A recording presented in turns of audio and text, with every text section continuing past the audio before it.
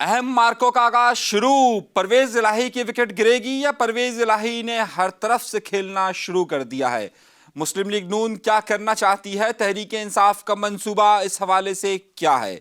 एक और अहम खबर कि एमक्यूएम का आखिरी मरहल में दाखिल। नई एमक्यूएम किस शक्ल की होगी? बन्नू में पाकिस्तान की फौज का एक कामयाब ऑपरेशन, 25 दहशतगर्द हलाक। अपने प्रोग्राम का बाकायदा आगाज करते हैं। आप ये प्रोग्राम इस वक्त अनीस मंसूरी के साथ देख रहे हैं। खबर का असर और खबरें क्या हैं और उसकी असरात आगे चलकर क्या मुरतब होने वाले हैं, हमारे प्रोग्राम का आज का अहम हिस्सा यही होगा। सबसे पहली और अहम खबर की तरफ चलते हैं और सबसे बड़ी और अहम खबर इस वक्त पंजाब के अंदर मार्का लगा हुआ है। परवेज इलाही की हुकूमत बचेगी या नहीं बचेगी? यूं तो परवेज इलाही की तरफ से और तहरीक इंसाफ की तरफ से इस बात का ऐलान किया जा चुका है कि जुमे के रोज असेंबलियां तहलील कर दी जाएगी, यानी कि वजीर आला परवेज इलाही नहीं रहेंगे। मगर बहुत सारे सवालात को जन्म देती हुई इस खबर में देखना यह है कि क्या आज जो दो अहम चीजें होनी हैं उसमें किस हद तक किसकी कामयाबी होगी। गवर्नर बलीगुर रहमान साहब ने इस वक्त जो वजीर आला पंजाब हैं उनसे इस बात की गुजारिश की है, बल्कि उनसे कहा है कि वो एतमाद का वोट ले, और एतमाद का वोट लेने के लिए ज़रूरी है कि वो वहाँ पर असेंबली का सेशन खुसूसी इजलास बुलाया जाए और उसमें एतमाद का वोट ले। मगर गुज़िश्ता रोज़ स्पीकर ने यह काम किया कि उन्होंने जुमे तक असेंबली का इजलास मुलतवी कर दिया। ज़ाहिर और जुमे के दिन ही का ही ऐलान किया गया है कि असेंबलियाँ तहलील की जाएँ। दूसरा अहम नुकता यह है कि मुस्लिम लीग नून की जानिब से यानी कि पीडीएम इत्तेहाद की जानिब से ही इस बात का ऐलान किया गया कि जनाब हम तहरीक अदम एतमाद भी ला रहे हैं। एक तरफ बलीगुर रहमान साहब ने यानी कि जो गवर्नर पंजाब हैं उन्होंने इस बात का कहा कि आप एतमाद का वोट लें, और उसके साथ साथ ही तहरीक अदम एतमाद भी जमा करवा दी गई। यानी ये दो अलग अलग नुकात हैं और दोनों का यकीनन पर उस पर असर होता है।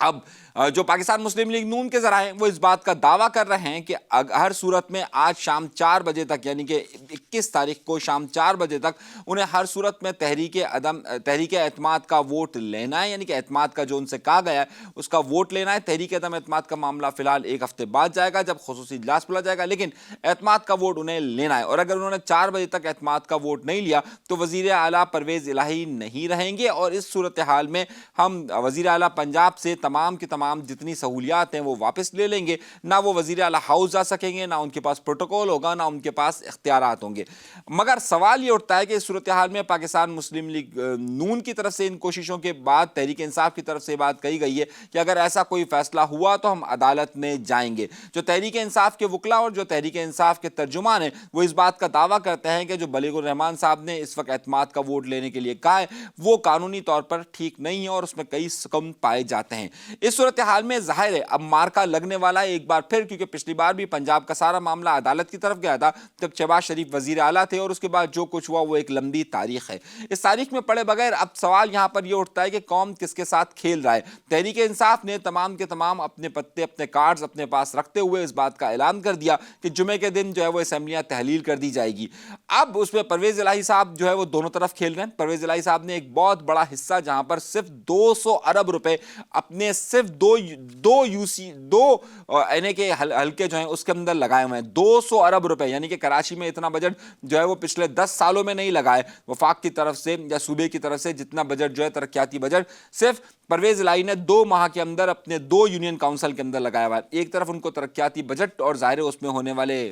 बहुत सारे मामला हैं, आपके इल्म में होगा, उसकी फिक्र लाहक है। तो दूसरी तरफ यह भी मामला उलझा हुआ है कि आइंदा दिनों के अंदर अगर ये असेंबलियां तहलील हो जाती हैं और उसके बाद परवेज इलाही वजीर आला नहीं रहते तो पाकिस्तान मुस्लिम लीग काफ परवेज इलाही ग्रुप का मुस्तकबिल क्या होगा। इसके लिए बार बार ये बातें आ रही थी कि इनके दरमियान सीट एडजस्टमेंट का फार्मूला चल रहा है, और अब फवाद चौधरी ने बाकायदा तौर पर इसको तस्लीम करते हुए कहा है कि सीट एडजस्टमेंट का फार्मूला चल रहा है, जिस पर 20 तारीख को यानी कि गुज़िश्ता रोज जब मैं आज बात कर रहा हूं 21 तारीख है,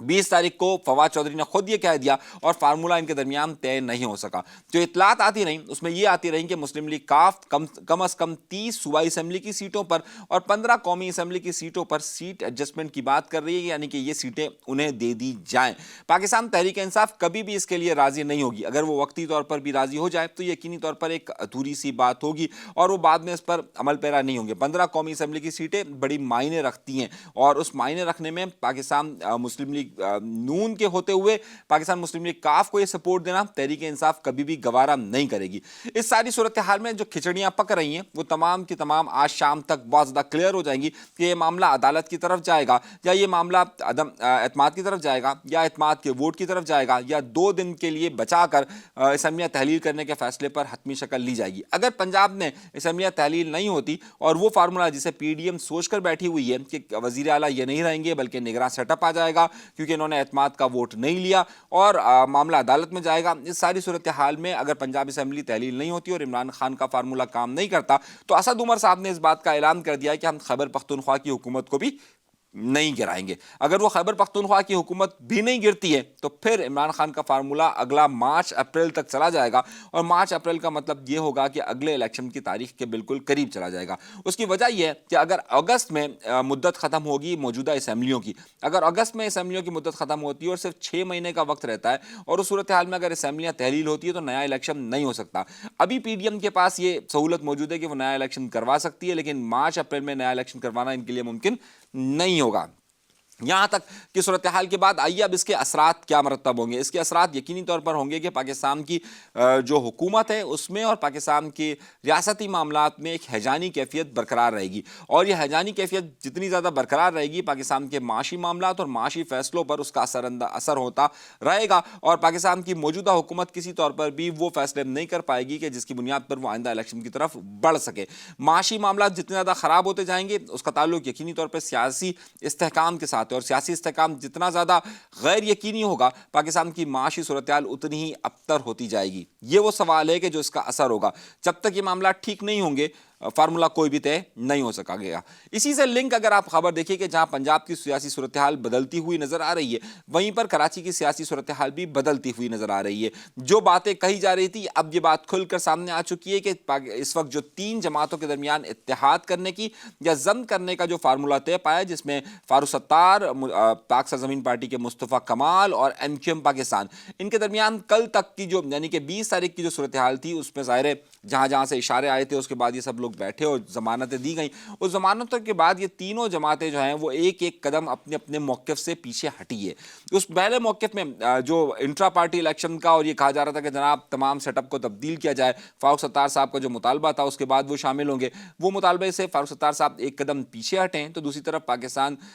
جو پی ایس پی ہے مصطفیٰ کمال صاحب بھی اپنے ایک قدم پیچھے ہٹیں، اور اس کے بعد ایم کیو ایم پاکستان بھی جو کہتی تھی کہ جناب صرف کارکنان کی حیثیت سے لایا جائے گا وہ ایک قدم پیچھے ہٹی ہے۔ اب یہ ایک ایک قدم پیچھے ہٹنے کے بعد نئے فارمولے کی طرف بڑھا جا رہا ہے، اور تینوں جو ہے وہ یہ کہہ رہے ہیں کہ یا تو ضم ہو یا پھر الائنس بنے۔ اس ساری صورتحال میں ان کا بھی جو آخری راؤنڈ ہے وہ آج رات یعنی کہ 21 تاریخ کی رات اور 22 تاریخ کے درمیان طے پا جائے گا۔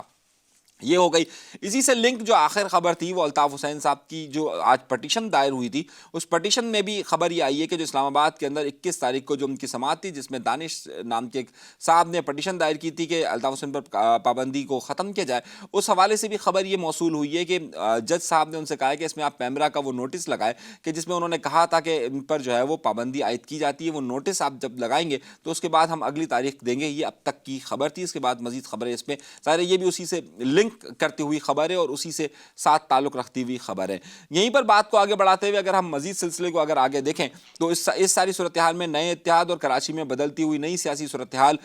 یقینی طور پر غیر یقینی ہے، اور وہ غیر یقینی کی کیفیت جو ہے وہ کراچی کے مسائل کو حل کرنے سے بھی دور دور نظر آتی ہے۔ 15 تاریخ کو الیکشن کا اناؤنسمنٹ ہے، 15 جنوری کو بلدیاتی الیکشن کا اناؤنسمنٹ، اور اس صورتحال میں ان تمام تینوں جماعتوں کا الائنس ہونا اور دوسری طرف جو ہے وہ الطاف حسین صاحب کی بائیکاٹ کی کال اور اس کا پریشر ہونا بھی اہم صورتحال اختیار کر گیا ہے۔ اب آئیے بڑی ایک اہم خبر کی طرف جس کے حوالے سے گزشتہ 3 دنوں سے کافی تناؤ کی کیفیت تھی، اور وہ تھی بنوں میں۔ بنوں کے اندر سی ٹی ڈی کے دفتر پر جو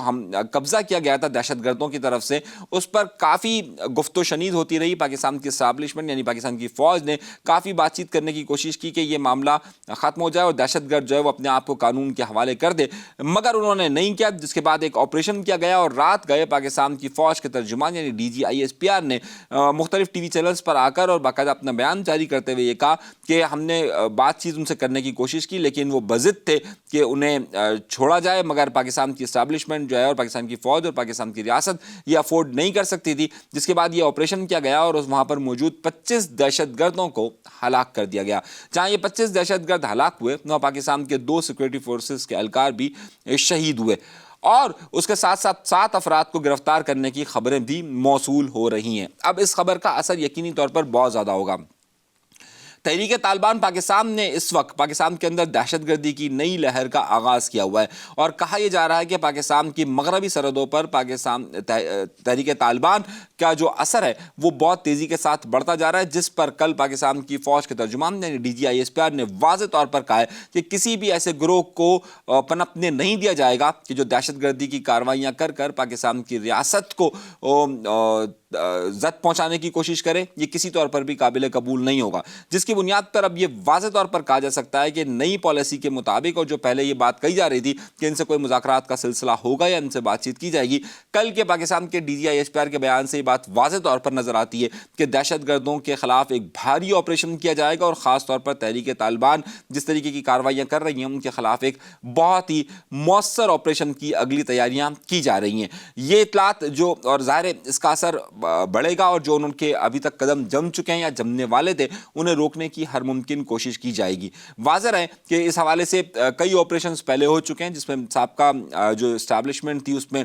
ضرب عضب اور پھر اس سے رد الفساد اور اس طریقے سے کئی آپریشن ہو چکے ہیں، اور اب اطلاعات یہ آ رہی ہے کہ ایک نئے آپریشن کی تیاری کی جا رہی ہے، اور پورے پاکستان کے اندر جہاں کہیں پر بھی ان کی جڑیں ہیں یا یہاں پر یہ دہشت گردی کی کارروائیاں کرتے ہیں ان کے خلاف سخت آپریشن ہوگا۔ یہ تھی اب تک کی اہم خبریں اور ان کے اثرات کے آئندہ دنوں کے اندر کیا ہوگا، کیا معاملات ہوں گے۔ جو عمران خان کی آڈیو آئی ہے اس کے متعلق بھی بہت ساری بحثیں ہو رہی ہیں، لیکن ظاہر ہے وہ قابل بیان آڈیو نہیں ہے، اور جن صاحبہ کے ساتھ ہیں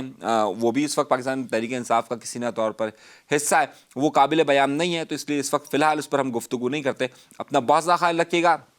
اگر آپ نے ہمارا چینل ایچ ناؤ سبسکرائب نہیں کیا تو سبسکرائب ضرور کیجئے، تاکہ تازہ ترین خبریں اور مختلف معلومات آپ تک پہنچتی رہے اور آپ ہمارے ساتھ جڑے رہیں۔ اپنا بہت زیادہ خیال رکھیے گا۔ انیس منصوری کو دیجیے اجازت، اللہ نے کے بان۔